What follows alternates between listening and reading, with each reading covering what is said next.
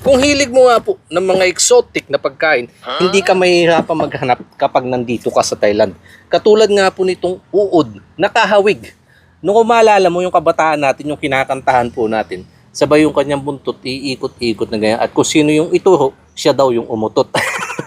Ang tawag po namin doon, buyon-buyon. Pero hindi naman po ito yun. Pinapadami talaga to for consumption. Unahin ko lang po isang itong bawang.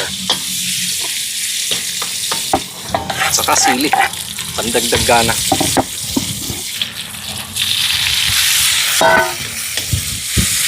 Palasa, paminta, toyo.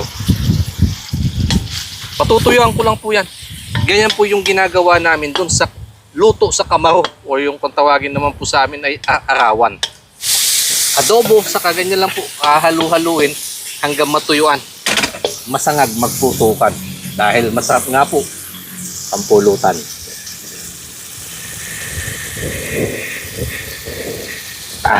Grabe. Lamig. Dudahagod.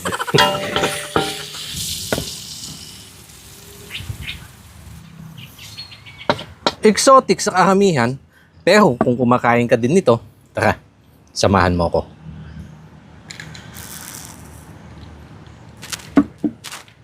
Sa usawan ko po, sukang saging. Templado na yan kasi nga ginawa ko para sa mga ganito. At kung gusto mo din niya subukan, meron na din po akong upload kung paano ko yung ginawa.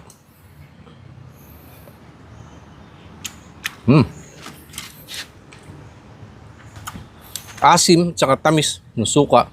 At saka yung dito sa uod, pag kinagat mo siya, pumuputok siya sa loob yung kanyang katas. Parang may gatas. Ang sarap. At saka yung kanyang balat, hindi siya malutong, ay hindi siya makunat. Pagkagat ko kung ganun, nababasag agad. Sarap. Sabi nga, mayaman sa puti niya. Meron pa isang version yan, yung malalaki, may mga ulo pa. Yung uok naman kung tawagin sa amin. Iba naman po yun, yan no. Tingnan nyo po yung kanyang loob. Yan.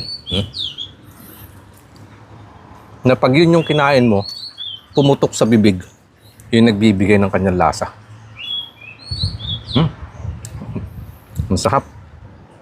At mga gantong insekto nga po, mayaman yan sa protina. Na may kagat ng asim, ng anghang. Tingnan niyo po. Pinagpapawisan agad ako. At yung suka, kalimutan ko yung kutsara ko. Sarap sanang higup-higupin ganun.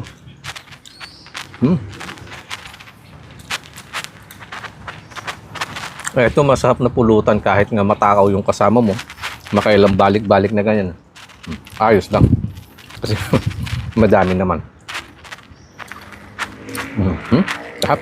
Kung pamilyar ka din dito, pa-comment naman po mga kanayon kung anong tawag nyo sa inyong lugar. Cheers po!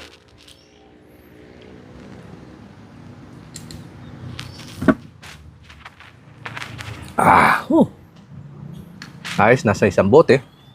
Kapag nabitin, dagdag pa ulit na isang bote. Sarap.